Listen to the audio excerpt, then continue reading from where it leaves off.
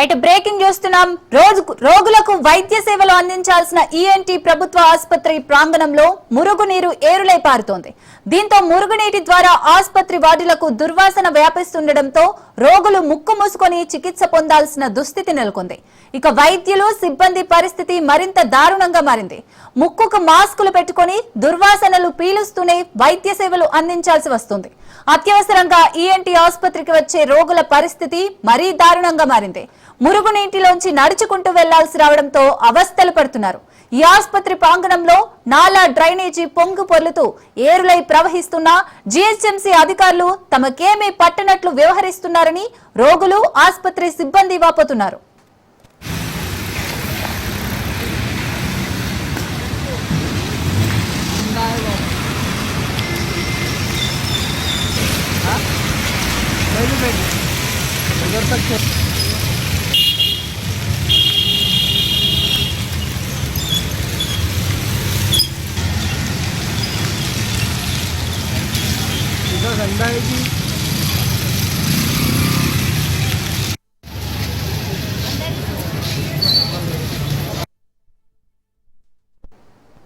రోగులకు వైద్య సేవలు అందించాల్సిన ఈఎన్టీ ప్రభుత్వ ఆసుపత్రి ప్రాంగణంలో మురుగు ఏరులై పారుతోంది. దీంతో మురుగునీటి ద్వారా ఆసుపత్రి వార్డులకు దుర్వాసన వ్యాపిస్తుండటంతో రోగులు ముక్కు మూసుకొని చికిత్స పొందాల్సిన దుస్థితి నెలకొంది. ఇక వైద్యులు సిబ్బంది పరిస్థితి మరీ దారుణంగా మారింది. ముక్కుకు మాస్కులు పెట్టుకుని దుర్వాసనలు పీలుస్తూనే వైద్య సేవలు అందించాల్సి వస్తుంది. అత్యవసరంగా ఈఎన్టీ ఆసుపత్రికి వచ్చే రోగుల పరిస్థితి మరీ దారుణంగా మారింది. మురుగునీటిలోంచి నడుచుకుంటూ వెళ్లాల్సి రావడంతో అవస్థలు పడుతున్నారు. ఈ ఆసుపత్రి ప్రాంగణంలో నాలా డ్రైనేజీ పొంగి పొర్లుతూ ఏరులై ప్రవహిస్తున్నా జీహెచ్ఎంసీ అధికారులు తమకేమీ పట్టనట్లు వ్యవహరిస్తున్నారని రోగులు ఆసుపత్రి సిబ్బంది వాపోతున్నారు.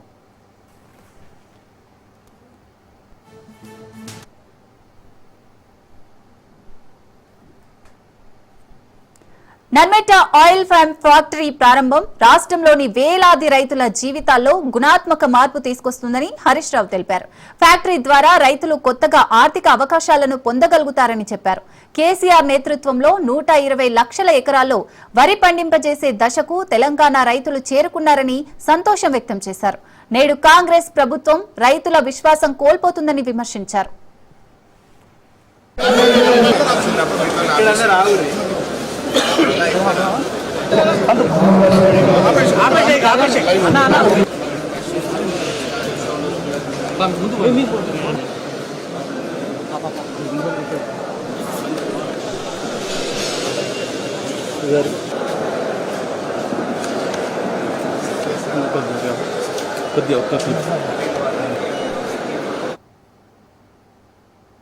Medak MLA Mynampally Rohit Medak municipal commissioner ను తీవ్రంగా హెచ్చరించారు.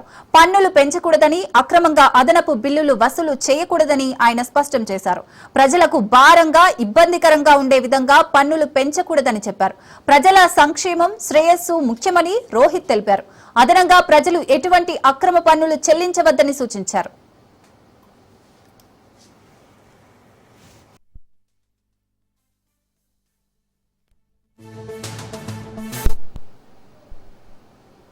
జీఎస్టీ పునర్వ్యవస్థీకరణపై ఏపీ మాజీ ముఖ్యమంత్రి వైసీపీ అధినేత వైఎస్ జగన్మోహన్ రెడ్డి ప్రశంసలు కురిపించారు.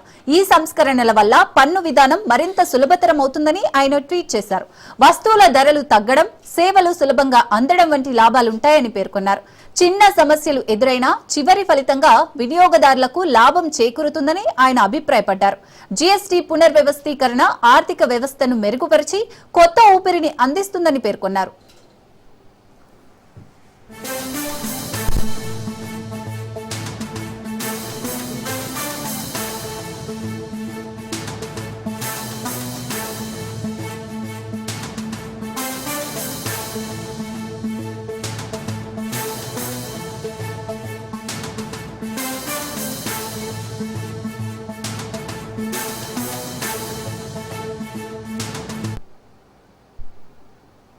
విశాఖపట్నం నగరంలో పచ్చదనం, పాదచారుల సౌకర్యం కాపాడడానికి జీవీఎంసీ ఆపరేషన్ లంగ్స్ ప్రారంభించింది. ఈ కార్యక్రమంలో నగరంలోని వాకింగ్ ట్రాక్స్, పార్కులు, ఓపెన్ స్పేస్లు, ఫుట్పాత్లు, జంక్షన్లలో ఏర్పడిన అనధికారిక అక్రమాలను తొలగిస్తున్నారు. నగరంలోని 8 జోన్లలో 2160కి పైగా ఆక్రమణలను తొలగించారు. దీంతో ముఖ్యంగా Sangivalasa, Kommadi, Madhurawada, east point colony, Marripalem, Narava వంటి ప్రాంతాల్లో పార్కులు, ఓపెన్ స్పేస్లు తిరిగి ప్రజలకు అందుబాటులోకి వచ్చాయి. ఈ చర్యను పాదాచారులు, నివాసితులు స్వాగతిస్తున్నారు. ఇక నుంచి పిల్లలతో పార్కులకు సులభంగా వెళ్లగలుగుతామని కొందరు సంతోషం వ్యక్తం చేశారు.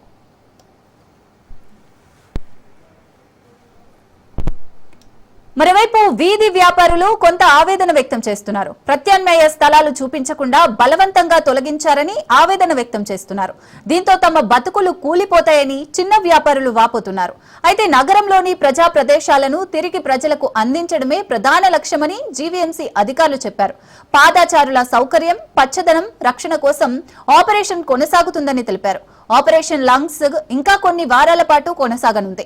ఆక్రమణల తొలగి పార్కులు, ఓపెన్ స్పేస్లు పునరుద్ధరించబడిన తర్వాత విశాఖ నగరం మరింత పచ్చగా, శుభ్రంగా మారుతుందని అధికారులు ఆశాభావం వ్యక్తం చేస్తున్నారు.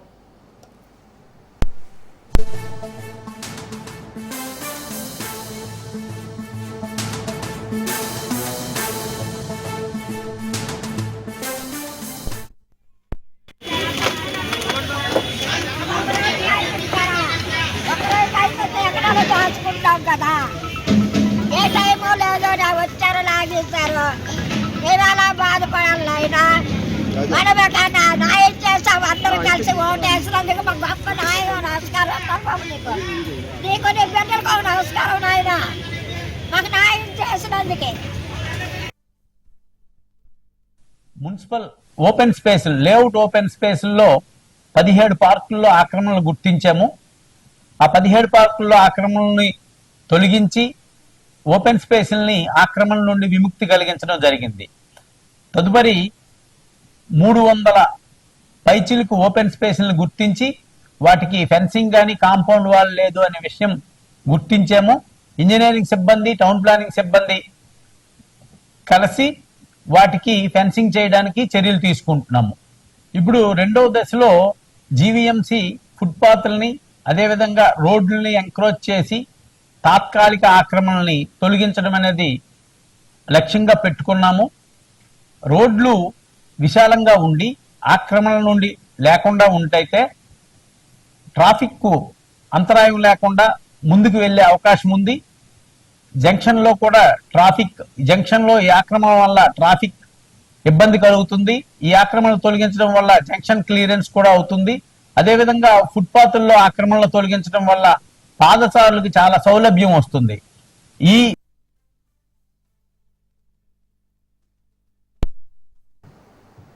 హయత్ నగర్ లో భారీ వర్షాలతో కాలనీలు నీట మునిగాయి. నిన్న రాత్రి కురిసిన భారీ వర్షం కారణంగా హయత్ నగర్ మండలంలోని మునుగనూరు, బంజారా కాలనీ ప్రాంతాలు నీట మునిగాయి. వాహనదారులు రాకపోకలకు ఇబ్బందులు ఎదుర్కొంటున్నారు. బంజారా కాలనీ పరిస్థితిని LB Nagar zonal commissioner Hemant Keshav Patil, స్థానిక ఎమ్మెల్యే సుధీర్ రెడ్డి, కార్పొరేటర్ జీవన్ రెడ్డి పరిశీలించారు. సమస్యకు గల కారణాలు, పరిష్కార మార్గాలను తెలుసుకున్నారు. ప్రభావిత ప్రాంతాల్లో స్థానిక అధికారులు సహాయక చర్యలు చేపట్టారు. అలాగే అబ్దుల్లాపూర్ మెట్ మండలం మజీద్పూర్ నుంచి బాటా సింగారం వెళ్లే మార్గంలో వాగులో చిక్కుకున్న బైకు కోసం స్థానికులు సహాయక చర్యలు చేపట్టారు.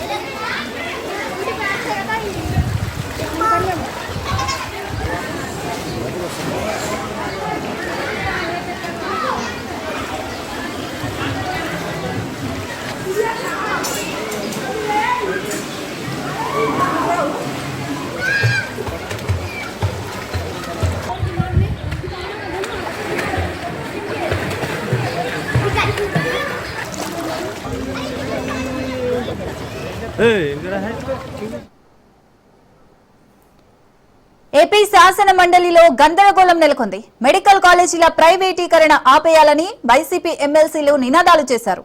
పోడియం దగ్గర ప్లకార్డులతో నిరసన తెలిపారు. ప్రైవేటు మెడికల్ కాలేజీలపై వైసీపీ వాయిదా తీర్మానం ఇచ్చింది.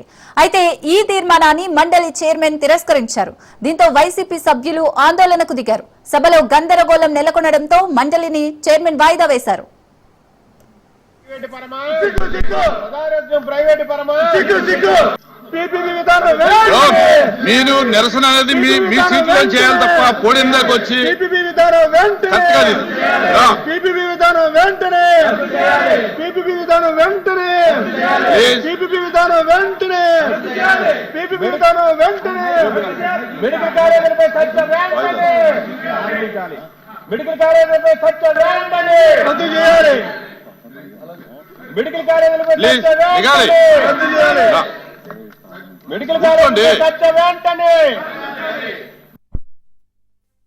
బిఎస్సీలో నిర్ణయం తీసుకున్న తర్వాత బిఎస్సీని దాన్ని డివైడ్ అయ్యి దాని నుంచి బిజినెస్ తేకంట మరి ఏ విధంగా వాళ్ళు అయ్యారని అధ్యక్ష, దానికి రూల్ లేదా మన రూల్ బుక్ లో చెప్పంటారా? దాన్ని ఏ విధంగా వచ్చారు? అది తప్పు కదా అధ్యక్ష. అందుకు కాబట్టి దయచేసి ముందు ఏదైతే మా డిమాండ్ ఉందో బిఎస్సీలో ఏదైతే మనం అంగీకరించామో ఆ డిబేట్ ని జరిగి తీరాలి అనేది మా డిమాండ్. ఎందుకంటే ఇది ప్రజల సమస్య, ఇది ప్రజల సమస్య, ఇది ఒకరికో రాజకీయమైన సమస్య కాదు. కోట్లాది మంది ప్రజల తాలూకు ఇస్తున్న ప్రజా ఆరోగ్యానికి సంబంధించిన సమస్య.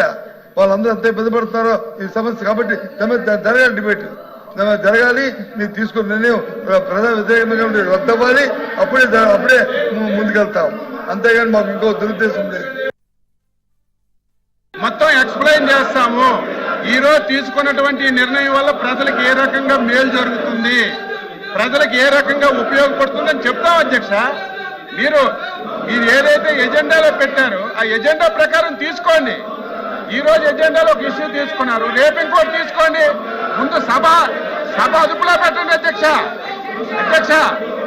సభ అదుపులో పెట్టండి. తమరే గత గవర్నమెంట్ లో చైర్మన్ గా ఉన్నారు, మేము సభ్యులుగా ఉన్నాం. పోడియం దాటి అక్కడికి రాలేదు అధ్యక్ష. మీరు గీసిన గేట్ దాటి రాలేదు. ఈరోజు కావాలని మీ చుట్టుముట్టు వస్తుంటే మీరు సభ నడపడం ఇది మంచి విధానం కాదు. దయవుంచి మీ పవర్స్ ఉపయోగించండి. సభ సజావుగా జరగడానికి సహకరించమని చెప్పి కోరుతున్నాం అధ్యక్ష.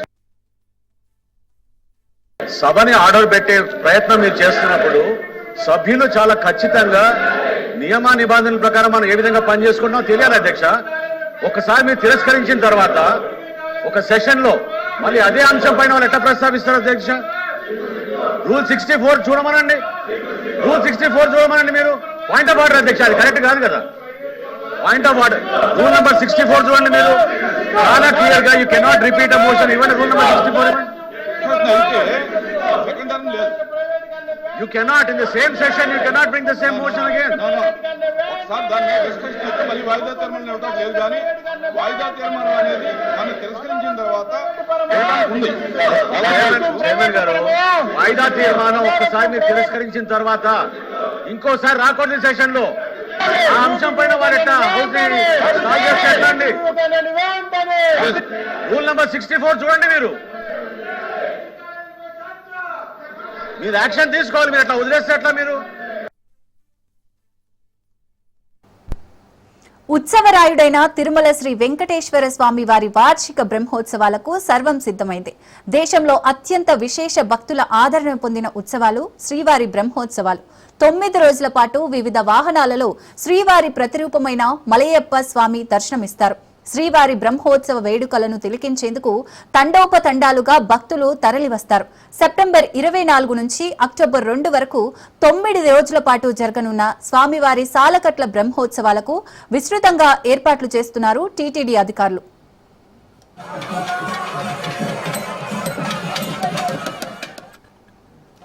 టీటీడీ ఈవో అనిల్ కుమార్ సింఘాల్ ప్రత్యేక సమావేశాలు నిర్వహించి బ్రహ్మోత్సవాల నిర్వహణ ఏర్పాట్లపై సమీక్షిస్తున్నారు. ఇప్పటికే బ్రహ్మోత్సవాల నేపథ్యంలో శ్రీవారి ఆలయ గోపురం, కనుమ రహదారులు, పుష్కరిణికి మరమ్మతులు పూర్తి చేసి నీటిని నింపారు. శ్రీదేవి భూదేవి సమేత మలయప్ప 16 రకాల వాహనాలపై విహరించే మాడ వీధుల ఆధునీకరణ పనులు వేగవంతం చేశారు. ఆలయ గోపురంపై విద్యుత్ దీపాలంకరణలు, తిరుమల పరిసరాల ప్రాంతాల్లో దీపాలంకరణ పనులు చేపట్టారు. వాహన సేవలను దర్శించుకోవడానికి భక్తులకు ఇబ్బందులు లేకుండా గ్యాలరీలలో ఏర్పాటు చేస్తున్నారు.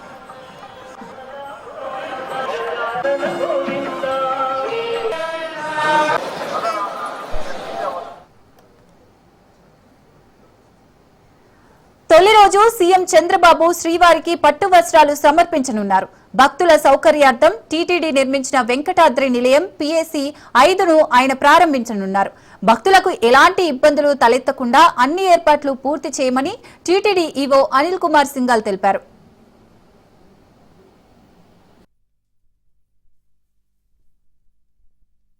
జిల్లా స్థాయి అధికారులతో అదేవిధంగా టీటీడీ సీనియర్ అధికారులతో 2 సమీక్షా సమావేశాలు అప్పుడున్నటువంటి ఈఓ గారు కూడా ఏర్పాటు చేశారు.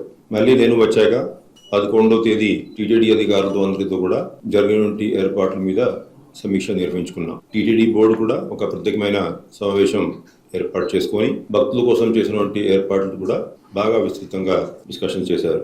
మళ్ళీ ఇవాళ కోఆర్డినేషన్ కోసం ఇది ఒక లాస్ట్ మీటింగ్ పెట్టుకొని అంశాలన్నీ కూడా డిస్కస్ చేశాం. సీనియర్ అధికారులు అందరూ కూడా ఈ బ్రహ్మోత్సవాలు చాలా పగడ్బందీగా సజావుగా నిర్వహించడానికి ఏర్పాట్లన్నీ పూర్తి అయినని చెప్పేసి దీంట్లో తెలియజేయడం జరిగింది. కొన్ని ఫార్మల్ గా చేసేటువంటి కార్యక్రమాలు మొట్టమొదటిగా గౌరవనీయ ముఖ్యమంత్రి వర్యుల్ని TTD board chairman additional EO మేమందరం కూడా వెళ్లి 24వ తేదీ సాయంత్రం స్వామివారికి పట్టు వస్త్రాలు సమర్పించడానికి ఆహ్వానించడం జరిగింది. గవర్నర్ ముఖ్యమంత్రి వర్యులు డిస్కస్ చేస్తున్నప్పుడు మాకు ఇచ్చేటువంటి దిశానిర్దేశం ఏంటంటే తిరుమల పవిత్రతని కాపాడుకోవాలి, సామాన్య భక్తులకి ఎటువంటి ఇబ్బంది లేకుండా సజావుగా ఈ బ్రహ్మోత్సవాలు నిర్వహించడానికి అన్ని ఏర్పాట్లు పకడ్బందీగా చేసుకోవాలని చెప్పేసి ఆదేశాలు జారీ చేయడం జరిగింది. అవే ఆదేశాలు దృష్టిలో పెట్టుకొని మైన్యూట్ గా అన్ని అంశాల మీద వివిధ డిపార్ట్మెంట్స్ అందరూ కూడా ఫోకస్ చేసుకొని కృషి చేస్తూ ఉన్నారు. బ్రహ్మోత్సవాల్లో 2000 మంది టీటీడీ భద్రతా సిబ్బంది, 4700 మంది పోలీసులు, 450 మంది సీనియర్ అధికారులు, మరో 3500 మంది శిక్షణ ఇచ్చిన శ్రీవారి సేవకులతో భక్తులకు సేవలు అందిస్తామన్నారు. గతంలో ఎన్నడూ లేని విధంగా 28 రాష్ట్రాల నుంచి 298 బృందాలు కళా ప్రదర్శనలు ఇస్తాయని తెలిపారు.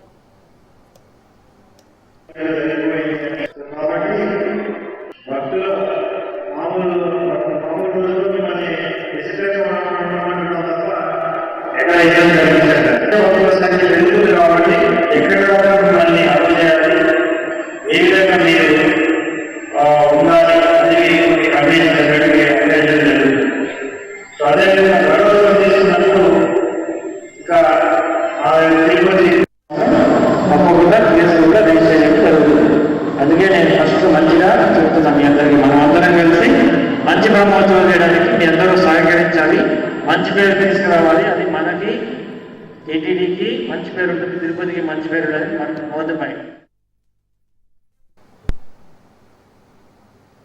శ్రీవారి బ్రహ్మోత్సవాలలో సెప్టెంబర్ 23వ తేదీన సాయంత్రం బ్రహ్మోత్సవాలకు అంకురార్పణ కార్యక్రమాన్ని శాస్త్రోక్తంగా అర్చకులు నిర్వహించనున్నారు. 24వ తేదీ సాయంత్రం 6:15 మీనా లగ్నంలో ధ్వజారోహణం జరగనుంది. అదే రోజున రాత్రి 9 గంటలకు పెద్దశేష వాహన సేవతో శ్రీవారి బ్రహ్మోత్సవాల వాహన సేవలు ప్రారంభం కానున్నాయి. 25వ తేదీ ఉదయం 8 గంటలకు చిన్నశేష వాహనం, రాత్రి 7 గంటలకు హంస వాహనం, 26వ తేదీ ఉదయం 8 గంటలకు సింహ వాహనం, రాత్రి 7 గంటలకు ముత్యపు పందిరి వాహనం, 27వ తేదీ ఉదయం 8 గంటలకు కల్పవృక్ష వాహనం, రాత్రి 7 గంటలకు స్వరభూపాల వాహనంలో శ్రీవారు దర్శనమిస్తారు.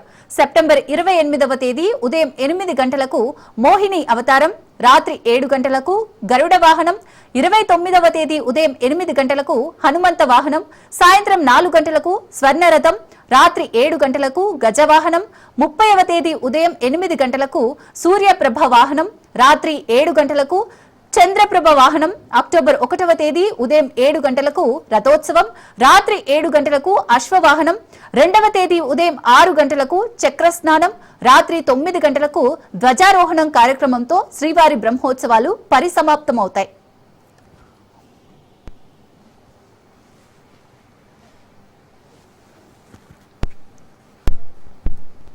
శ్రీవారి సాలకట్ల బ్రహ్మోత్సవాలను వైభవంగా నిర్వహించడానికి విస్తృత ఏర్పాట్లు చేస్తున్నామని, అన్ని విభాగాల సమన్వయంతో భక్తులకు ఇబ్బందులు లేకుండా చర్యలు తీసుకుంటున్నామంటున్నారు టీటీడీ అధికారులు.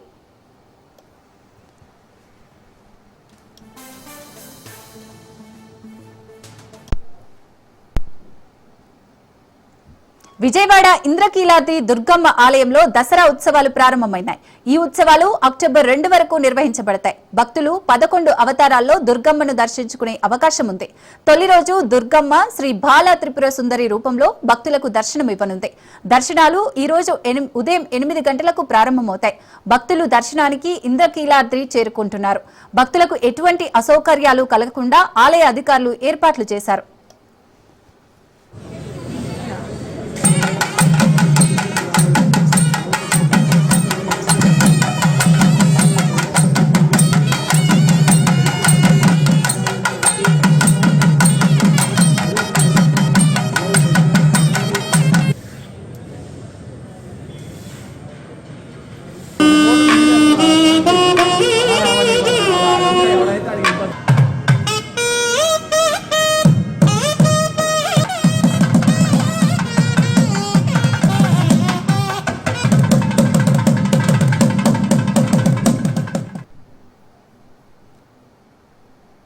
రాజన్న సిరిసిల్ల జిల్లా వేములవాడ శ్రీ రాజరాజేశ్వర స్వామి దేవస్థానంలో శరన్నవరాత్రి మహోత్సవాలు నేటి నుండి ప్రారంభమయ్యాయి. ఉదయం కళ్యాణ మండపంలో స్వస్తి పుణ్యహవాచనం, కలశ ప్రతిష్ఠ, గాయత్రి జపాలు నిర్వహించారు. అనంతరం మహాన్యాస పూర్వక ఏకాదశి, రుద్రాభిషేకం, పరివార దేవోచ్చరణాలు జరిగాయి. మొదటి రోజు శైలపుత్రి అలంకారంలో అమ్మవారు భక్తులకు దర్శనమిచ్చారు. మహోత్సవాలు అక్టోబర్ 2న విజయదశమి వరకు కొనసాగనున్నాయి. అక్టోబర్ 1న మహర్నవమి సందర్భంగా ధర్మగుండంలో తెప్పోత్సవం, అక్టోబర్ 2న విజయదశమి రోజున ఆయుధ పూజ, సాయంత్రం అంబారీ సేవలో స్వామివారి శోభయాత్ర నిర్వహించనున్నారు. ఈ సందర్భంగా నిత్య కళ్యాణం, మహాలింగార్చన, సత్యనారాయణ వ్రతాలు, అభిషేకాలను తాత్కాలికంగా రద్దు చేసినట్లు ఆలయ అధికారులు తెలిపారు. భక్తులకు ఎలాంటి ఇబ్బందులు లేకుండా అన్ని ఏర్పాట్లు చేసినట్లు వారు వెల్లడించారు.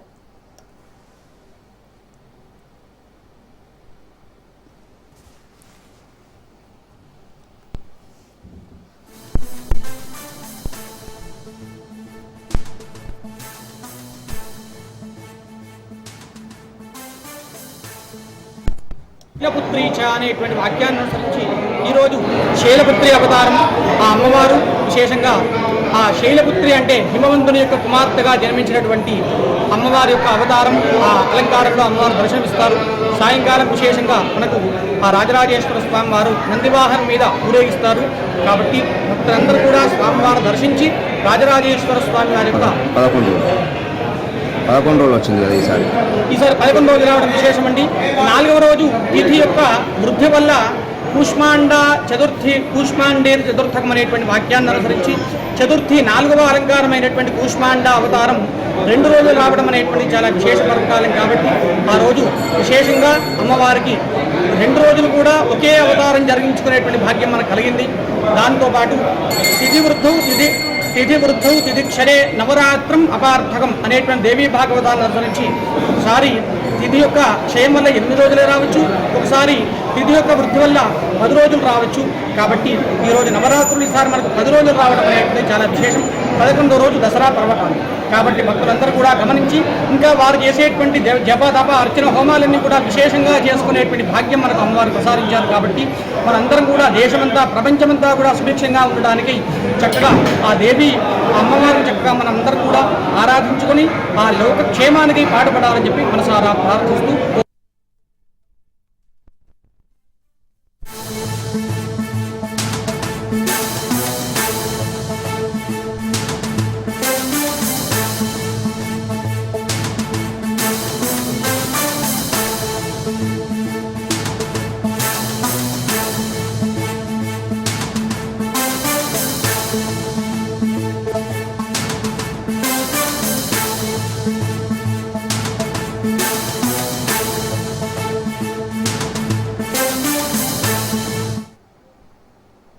రైట్. సూర్యాపేట జిల్లా పాలకీడు దక్కన్ సిమెంట్ ఫ్యాక్టరీలో ఉద్రిక్తత నెలకొంది.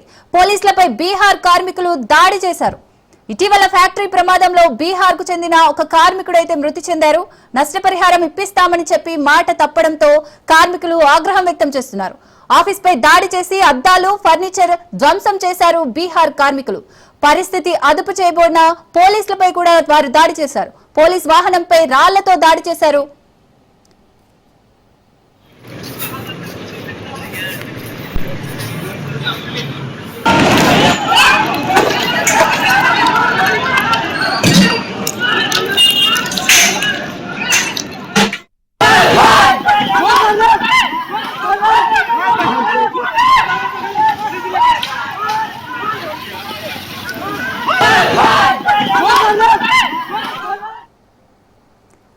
రైట్, ఈ ఘటనకు సంబంధించి మరిన్ని డీటెయిల్స్ పుల్లారావు అందిస్తారు. పుల్లారావు,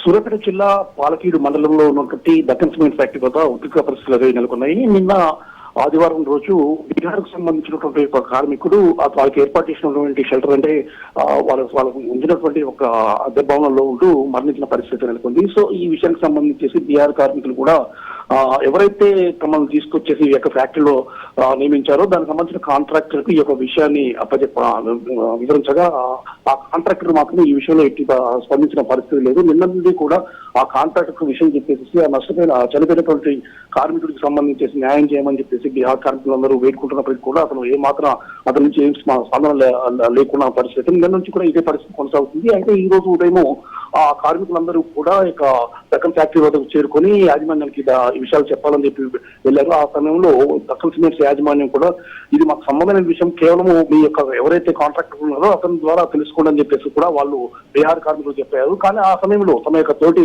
కార్మికులు పండించే వరకు ఆ యొక్క బీహార్ కార్మికులు ఏమాత్రం కూడా తట్టుకోలేక వెంటనే ఆఫీస్ అంటే దక్కన్ ఫ్యాక్టరీలో ఉన్నటువంటి ఆఫీస్ పై దాడి చేశారు. ఫర్నిచర్ కూడా ధ్వంసం చేసిన పరిస్థితి నెలకొంది. వెంటనే సిబ్బంది పోలీసులకు సమాచారం అందించగా పాలకీడు పోలీసులు ఫ్యాక్టరీ వద్దకు చేరుకున్నారు. ఆ సమయంలో కూడా చాలా కోపదిక్తులుగా ఉన్నటువంటి బీహార్ కార్మికులు వచ్చినటువంటి పోలీసు వాహనంపై కూడా దాడి చేశారు. పోలీసు వాహనం కూడా ధ్వంసమైన పరిస్థితి ఉందని చెప్పవచ్చు. ఈ సమయంలోనే పోలీసులు వారికి నచ్చ చెప్పే ప్రయత్నం మాత్రం పూర్తి స్థాయిలో చేసిన పరిస్థితి అయితే ఉంది. ఆ కాంట్రాక్టర్ ను పిలిపించేసేసి ఆ కాంట్రాక్టర్ ద్వారా మీకు నష్టపరిహారం చెల్లిస్తాము, అదేవిధంగా ఫ్యాక్టరీ నుంచి కూడా మీకు కావాల్సినటువంటి నష్టపరిహారం ఏదైతే ఉందో అది కూడా ఇప్పించే ఏర్పాటు చేస్తామని చెప్పేసి కూడా బీహార్ కార్మికులకు మాత్రం పూర్తి స్థాయిలో నచ్చ చెప్పే పరిస్థితి చేశారు. కొంతసేపు మాత్రము పోలీసులకు అదేవిధంగా బీహార్ కార్మికులకు మధ్య కొంత వాగ్వాదం చోటు చేసుకున్నప్పటికీ ఆ తర్వాత పోలీసులు పూర్తి స్థాయిలో అభయం ఇచ్చేసి మీకు నష్టపరిహారం చెల్లించే విధంగా మేము ప్రయత్నం చేస్తాము అని చెప్పేసి చెప్పిన తర్వాత బీహార్ కార్మికులు మాత్రం ప్రతిగా శాంతించిన పరిస్థితి ఉందని చెప్పవచ్చు.